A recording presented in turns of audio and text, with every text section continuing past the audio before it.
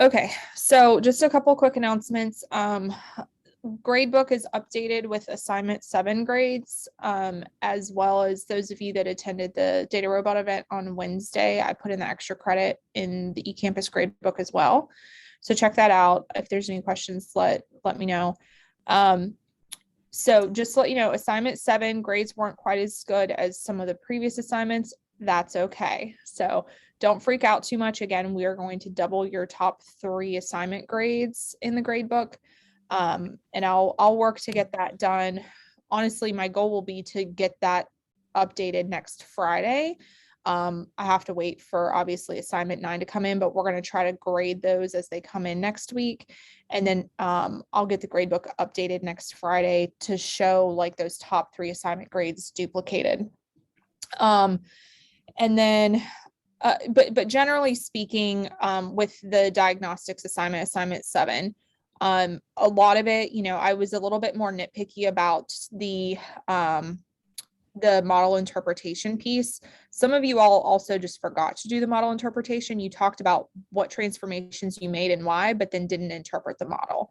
Okay, so just make sure that you're paying close attention to those instructions on the assignment. But again, don't freak out too much about the grade. The majority of you should not be freaking out about your grade from assignment 7. But tried to give some good feedback in there too as to why those points were lost. Assignment 9 has also been posted. It was posted yesterday. It's, if you open it up and think this seems easy or doesn't seem like it's as involved as some of the prior assignments, that's okay. Quite frankly, you're probably going to have fewer lines of code on assignment 9 than you've had in some of the previous assignments. So if you feel like there's less code involved, that shouldn't surprise you.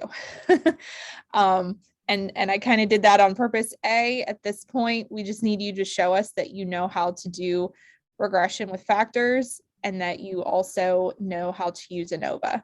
The final piece of the model selection, the using stepwise, you'll probably see that on the final exam. So we did not include that in assignment 9. So just to give you a heads up on that. Sorry. No, you're good. And then next week, we're going to talk about Tableau on Monday during our normal lecture time. I'll send out an email of how to go ahead and install the free student version of Tableau, how to access that. You can try to follow along, or you can just watch the lecture and then go back and apply it, similar to I know how most of you have approached the material in R. It's really point and click, so I'm going to cover some basic concepts of Tableau that, if you're first gaining exposure to it, that you need to be aware of. And then Wednesday's session is actually not going to be live. I've got an event I have to attend, and Brad will be out of town that day. So I'm going to pre-record that final lecture on Tuesday and get it posted for you all. That will cover just some examples in Tableau. So that you have that material. So Monday will be our last live lecture session.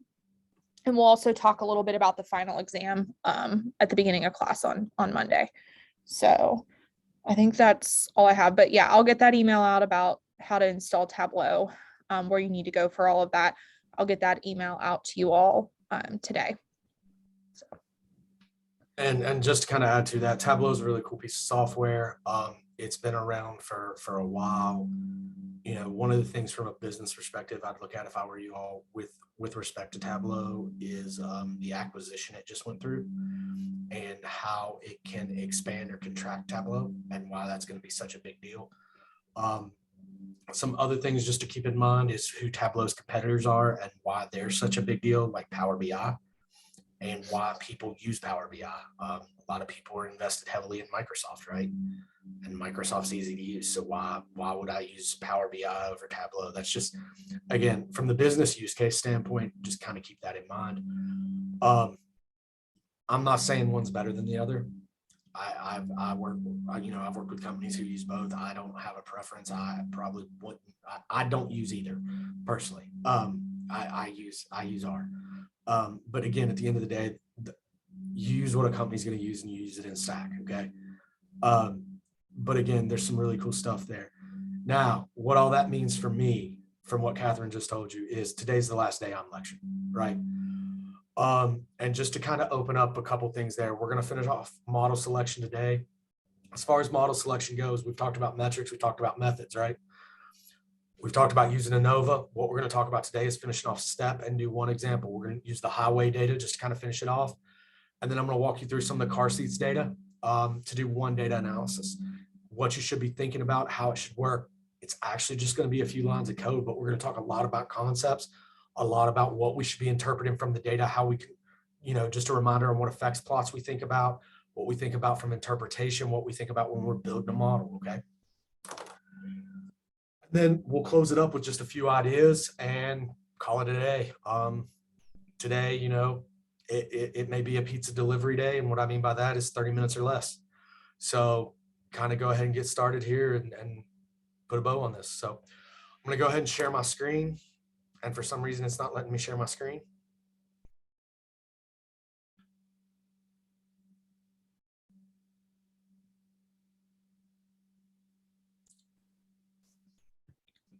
All right, you should be good now. There we go. It's that new username of yours.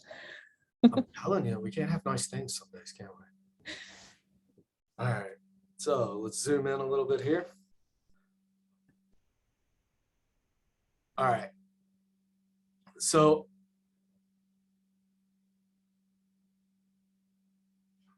actually, we're going to do two examples. Sorry.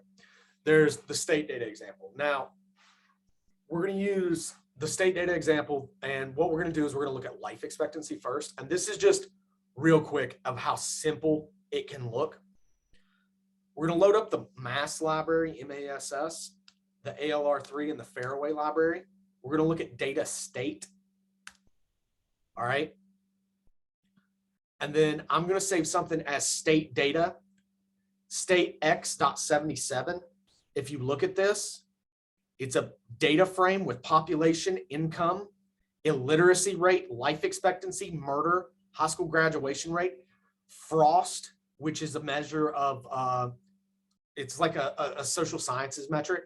I don't want to get into it too much just because I want to talk about like methodology here for a second, and land area, okay? I want to assign row names to this and just give you a feel for what's going on. If you kind of see what's going on here, we're just going to use the state abbreviations. Here's our population, income, the illiteracy rate, life expectancy, the murder rate, high school graduation, frost, and area. I just want to model life expectancy against everything else. Let me zoom in just a little bit more here. Life expectancy against everything else. So life expectancy is my response, tilde period against everything else. I can look at the summary. I can do the interpretation. You guys know how to do all that. And then all I'm going to do is run STEP. Now, STEP by itself does backward selection. All right, so it starts with the big model with all the predictors in it and looks at removing one. Calculates AIC by removing each predictor, right? And says, can I find a model with a smaller AIC? If I can, use that model and then look at removing one more predictor. Can I find a model using with a smaller AIC? Look at removing one more predictor and systematically looks at dropping one more predictor each time. All right. Until it says, I can't get a smaller AIC by dropping another predictor. You guys good with that idea? All right. We run it and here's what it does. And here's one of the things I love about this output. It runs what we call in coding, what we call a trace for you, which means all this blather you see, all this output, all it's doing is telling you what it found. So as we start, it says its starting point for an AIC was a negative 22.18. All that means for you is it's just a number. AIC as an interpretation doesn't have one. It's just a number. It's a calculation. All right, here was the model it started with. It says, look, the best drop it had was removing area. Area doesn't matter on life expectancy. All right, so it removed area. Then it came down here and said the next thing it should remove was illiteracy. All right, then it said the next thing it should remove was income. Now, from what you know, and I know most of you, all of you guys probably have taken an economics class at this point, right? income doesn't affect life expectancy from a state standpoint. That's interesting. And then it gets here. So life expectancy is a function of population, murder, high school graduation, and frost. Let's take a look at something.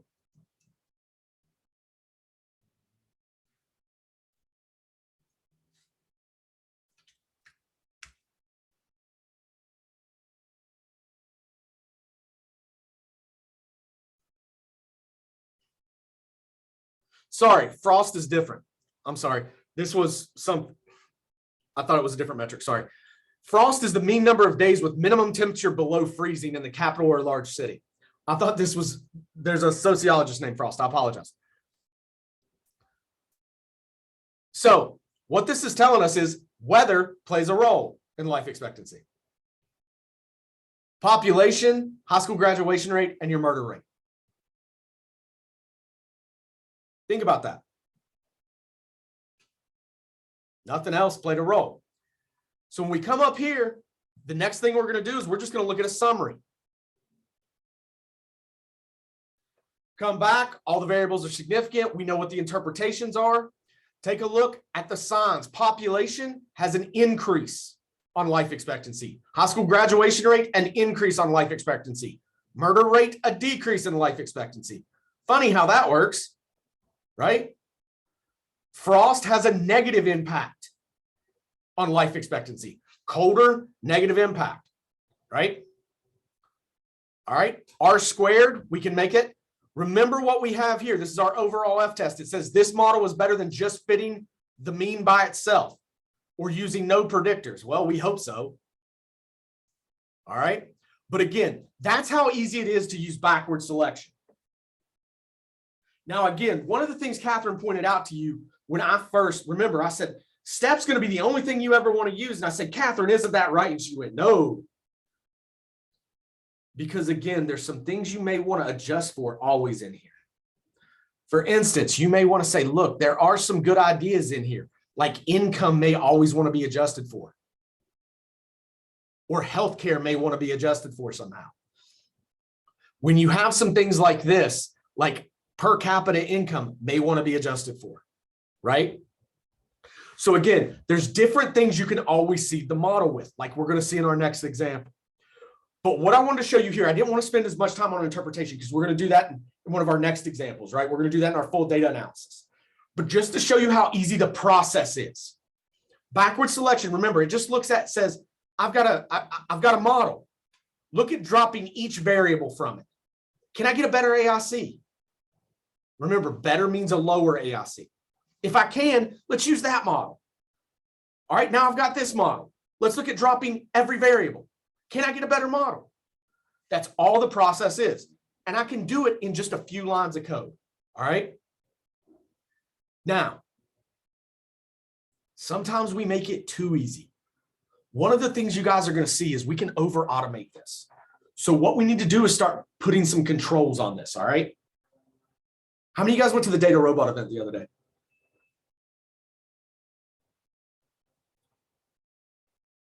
I see some names on here I saw on some, I saw on some pieces of paper, so you guys can say, yeah, I win.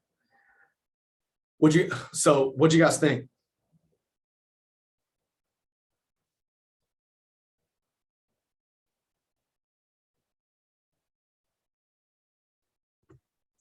All right. I thought it was good. Okay. That was cool. All right. So here's what we're going to do. We're going to turn off the recording and I'm going to ask that question again after class. All right. So we're going to do that again here in a minute. But one of the things we talk about with them is the automation piece of this. And they do a really good job at balancing the good of automation with the good of data science. That's one of the reasons I'm so high on them. And I'm saying that recorded. All right. So their competitors are going to hear that and yell at me later. But it's also the piece of I've been high on them for a long time. So again, what I want to show you is the way before all this auto ML stuff, we balanced it. Okay. The highway example. All right. Now the highway example, just to remind you what the highway example is, I know we've been using it a while.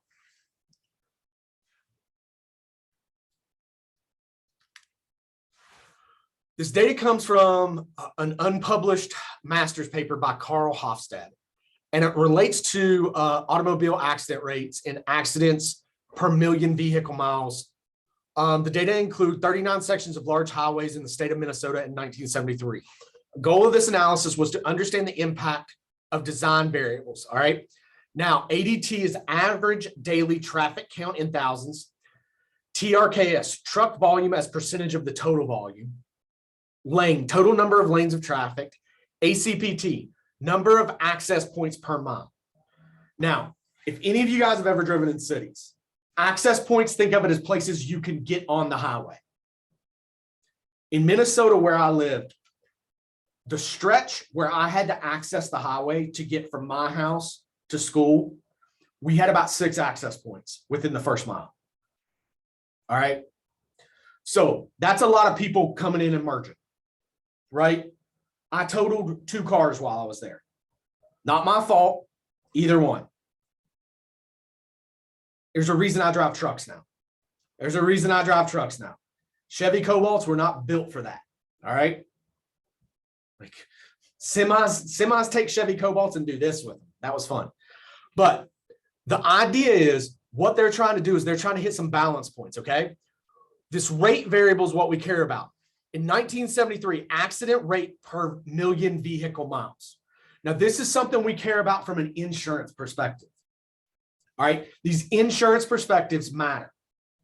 So here's something I want to show you. What we're going to do is we're just going to fit a model with all the transformations already built out, because this was a transformation we did way back when we were talking about transformations. Okay.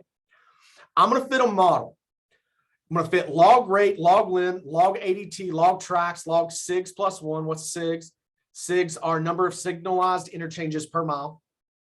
Slim, shield, lane, accept, all these variables. And then I'm going to fit this base model, M0. Okay.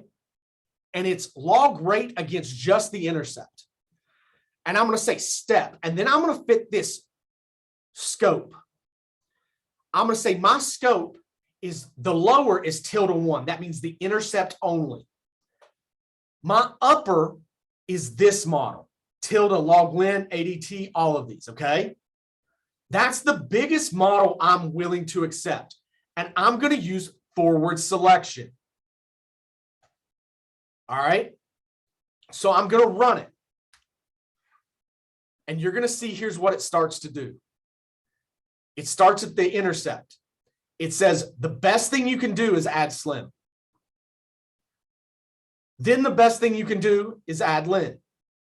The best thing you can do is add ACPT. Now notice it's adding all the transform variables. How did it know to do that? It knew how to do that because what we did was we told it what the upper bound was. It started to understand what variables were in play, and it knew to do it one at a time. All right. So it comes down. Now what we can do is we can look at a summary. And you can come in and see it stopped here. It went slim, log lin, ACPT, log tracks, and it came back. But look, 2 of the variables it added aren't significant. And this is where you have to start to understand. Variable selection procedures don't care about significance. They don't care about your p-value significance. They care about what? A lower AIC. A lower AIC doesn't necessarily guarantee a p-value significance. And this is the point I want to try and drive home to you. And those of you guys who are going to come hang out with me in January, we're going to really get into this. Just because we want to try and predict well, just because we're trying to minimize one criterion, doesn't mean we're going to get statistical significance all the time. Statistical significance, practical significance, and predictive importance ain't always the same thing. Always remember that, okay? If you take away one thing from me, operational and statistical don't always go hand in hand. All right? So again, this process leads us to that. Now, the other thing we can do is we can come down here and we can fit this backward selection model. The backward selection model, all right, The backward selection model, what we can do is we can set this base model, not just to be the intercept. We can always force log ln in there. We can say, no matter what, log ln has to be in the model. The lower bound, you always have to use this. This is where you get to build your business expertise in. You get to build what the scope is. You say, look, my client won't trust a model if it doesn't have this or this in it. So when we run this, what it's going to do is it's always going to start and say, look, you can't take log ln out of the model. If you come through here, look what it doesn't try and drop. It can't drop log ln. It can't drop log ln. Okay.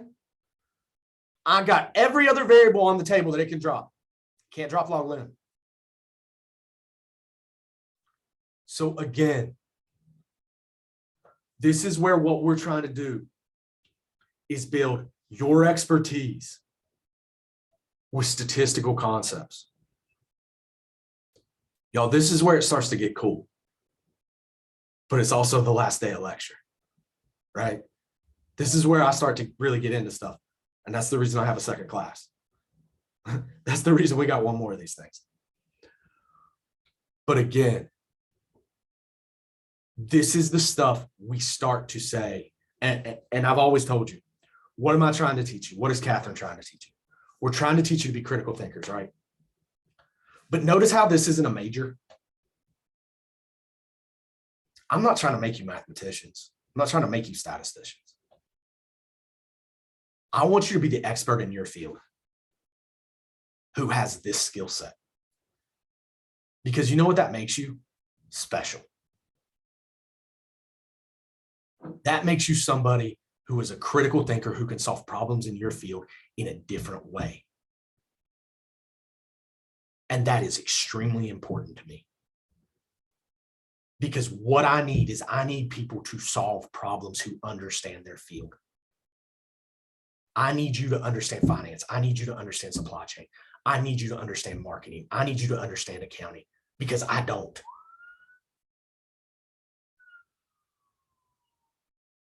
I'm a math geek and a tech nerd, guys, and I love it. I signed up for that. I promise you. But I need you guys to be the experts in your field and go solve those problems. And I'm here to help that. I'm here to support every bit of that. You guys pick up the phone. What am I saying? We don't call people on phones anymore. Text, email, do whatever you guys got to do, right? But solve problems. All right. Now, that's backward selection. That's forward selection. Let's put it all together one time. Y'all with me on that? One time, let's put it together.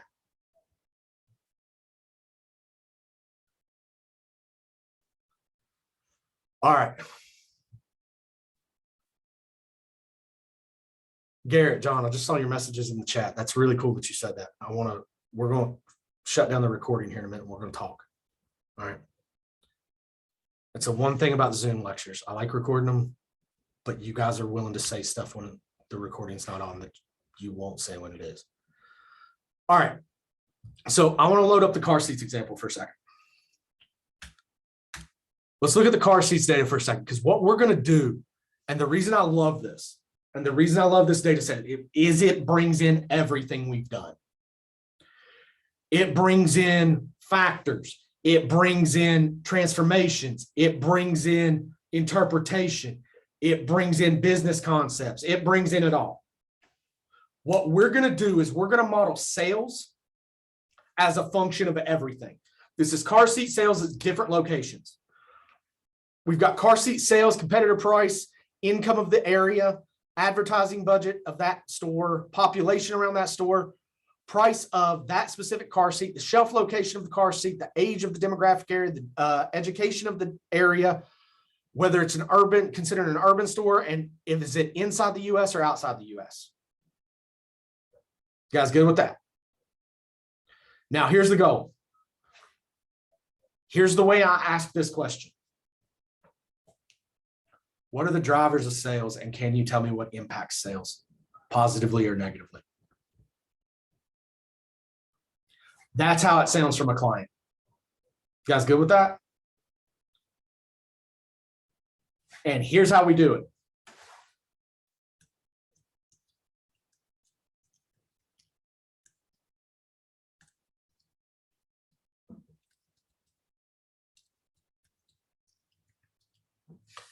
You remember how all those Watson commercials have like big computers that are like cranking and it looks all like pretty and it's a bunch of open space and people talking and like all this fun stuff that just happened?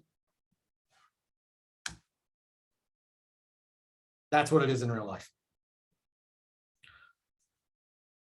Sales tilde period data equals car seats. Sales against all the predictors. Now, before I ever look at this, I better check my assumptions, right? Before I even start making inference, I better check my assumptions.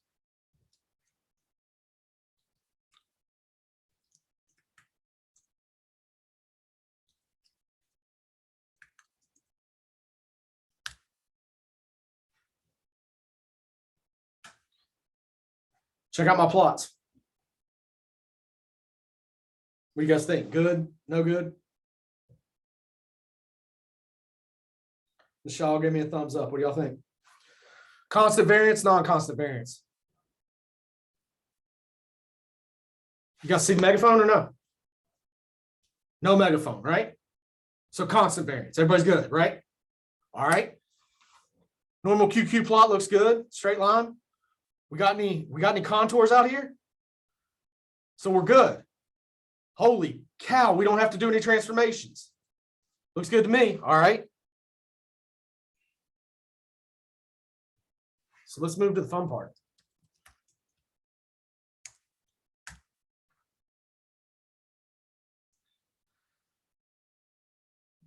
That's a lot of interpretation.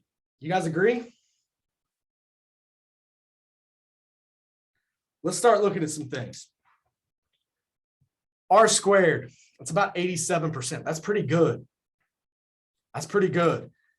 Overall F statistic says it's better than just using the sample mean or just using the sample mean for everything.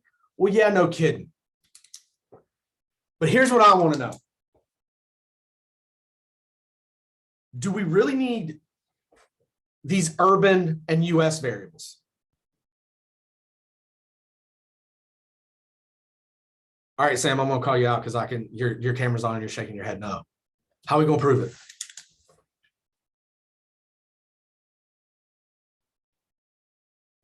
I mean, the p-values tell us that they're not significant. All right, but that's a factor, right? Because it's yes and yes, right? So it's yes, no. But wait a second, we just spent 2 days on model selection, right? So how about we just fit a model with them dropped and use one of our techniques to compare them and use that as our rationale? You good with that? So let's just fit another one. Now I'm gonna show you guys a little trick, okay? When we have this many predictors, there's a little trick we can use.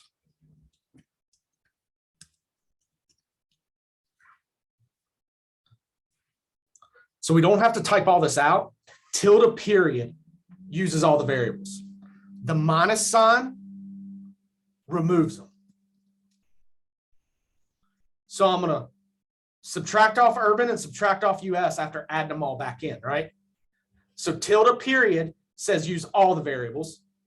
Minus urban minus US says now take them out.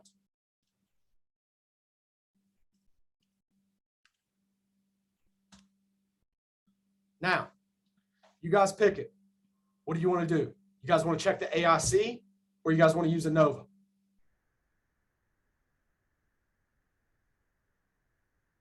Can I use ANOVA? Is it a submodel? It's a submodel, right? Because I just took out variables, right? Tilde period means use them all. And so I just subtracted them out, right? So I can use AIC or BIC. You guys agree with me? And I can use ANOVA. So do you want to use ANOVA or do you want to use AIC or BIC?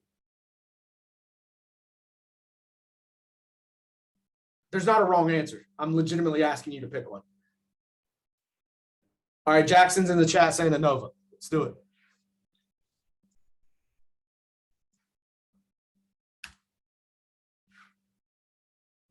P-value, 0.26. Sam's instinct was right. Says, look, urban and US doesn't matter. So we can drop them, right? So it says, look, this is our null model. Model 2 is our null model. It's our simpler model. We removed urban and US. So we don't need them. We don't need them. So what we can do is we can use M2. So M2 is now our working model. So we started with M1. We're now working with M2. Okay. Something without urban and US. So we created a simpler model. That's good. So let's look at what it has to say.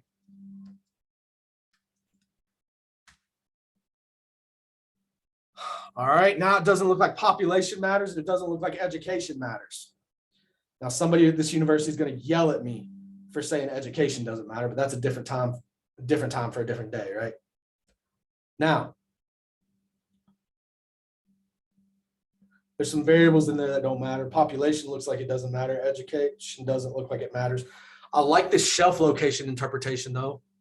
Shelf location has low, medium, and high, right? Low goes into the intercept, right? Because that's our different factor levels. That's our different factor levels. You know what I think we should do real quick? I think we should take a look at some effects plots. What do you guys think? We like looking at those better, right? I mean, at least I do. You guys want to look at some effects plots? Let's take a look.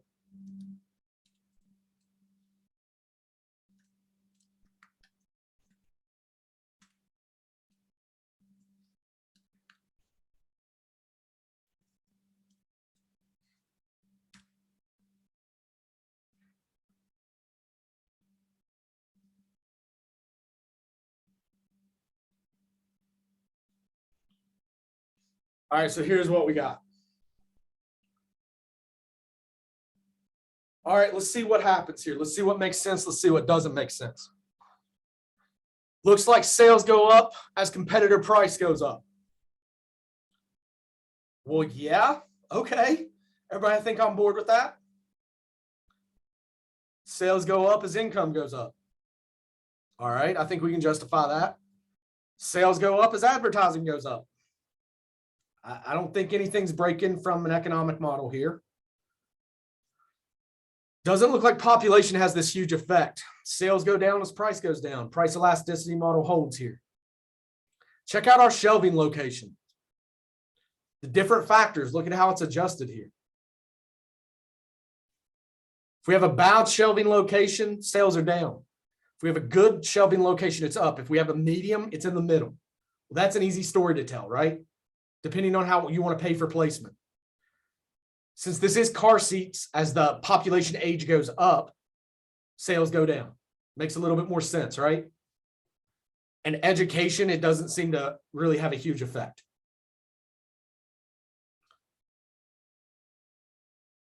But this is still a lot of variables to talk about. Would you guys agree? So what do you think we do? Let's run through step one more time. You guys with me on that? And let's just see what we get. So I'm going to run step one time just to see what comes out of it. I'm not going to set anything. We ran step one time and it dropped population and it dropped education and did exactly what we thought it would do.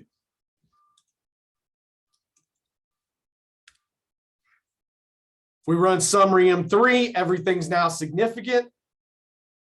I'm going to come up and I'm going to say we could interpret it there. I'm 87.2% variance explained. That's not too bad. And then I'm going to come right here and I'm going to say, look, let's just do a plot. All effects M3.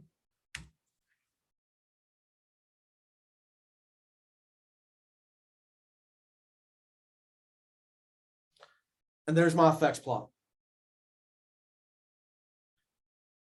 And that's beautiful interpretation, right?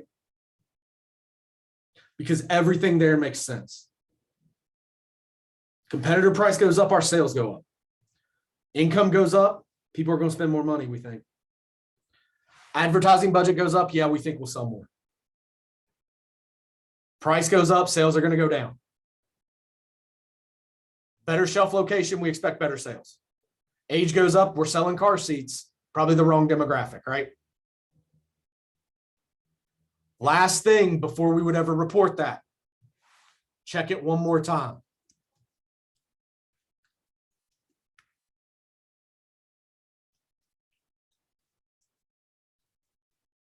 Just so you make sure you're not giving bad advice. Assumptions are good. You're good to talk about the model, right? You're just checking these to make sure you're not giving bad advice. I know that's a pain. And I know it's confusing the first few times you do it. But again, you're checking those so the recommendation you make. So when you're talking about those effects plots, you've got confidence in it. All right. Now that process I just walked you through, if I was to break it down, fit a model, check my assumptions. If I need to change something, change it. Look at the result. Do I want to remove any variables? Do I want to check to see if there's a better model? Test it.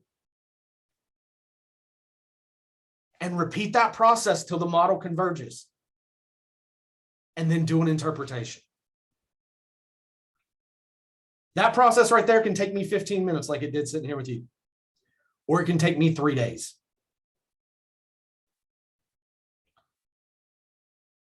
The coolest stuff you do, technically, your clients will never see. What will they see? That picture.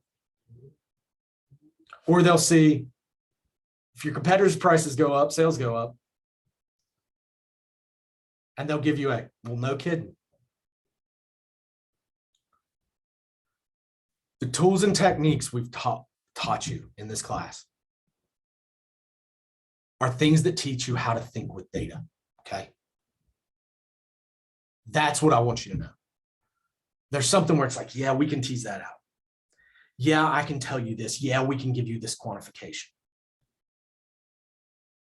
It's a way to make you think differently, okay? That's what I need you to understand. You're not going to use it every day. It's a way to get you to look at a problem different. I've told you this before, and I'll tell you again. You've heard somebody tell you to think outside the box before, right? Next time somebody tells you that, smile real politely. Shake your head. I'm going to tell you to think inside the box. The box exists for a reason. But I want you to think inside the box from a different angle. In the worlds we work in the world we live in, the box exists because you've got to work inside a set of constraints a lot of the time, right? I need you to attack the problem from a different direction. That's what they're trying to tell you. But I need you to understand the constraints that are on the problem, okay? In analytics, that's what we're working in. In data, that's what we have. The tools, the information we process, and the way we work on this, and what we just did, that's exactly what we're trying to get at. These plots, the way we analyze this information, the assumptions we check, the transformation I've shown you, the transformation stuff we've talked about, the way we interpret that information, what we're trying to do is we're trying to tease out what matters. Last example I'll give you, we're working on something right now. I'm leading a group. It's called the National COVID Cohort Collaborative Treatment Group. What we're trying to do is give recommendations for different treatments for COVID based on comorbidities. So right now we know the best treatment for COVID is monoclonal antibodies. Like if you get diagnosed for COVID, monoclonal antibodies, right? We know that to be a fact. But we're trying to see what monoclonal antibody is best given you have different comorbidities. And one of the things we're trying to do right now is tease certain things out. we're using effects plots, guys. Like, I know you guys are probably thinking like this is trivial stuff. It's not. Like, we will put paper, this will go in papers tomorrow. This is what I will present to clients. This is what we're talking with doctors about. This is what we're talking about to leaders of like the stuff that's going on. So I need you to understand, this isn't trivial. This is the way we communicate. All right. I've always promised you I wouldn't show you stuff I wouldn't use myself. So again, I'm not doing this just to be like, oh, we need one more rep. This is how I do it. So with that, congratulations, you guys survived it. Super proud of you. You don't have to listen to me lecture anymore. I do have a couple questions for you. Catherine, if you kill the recording. For those guys who aren't here, we really appreciate all the hard work and effort, and yell at us if you need anything.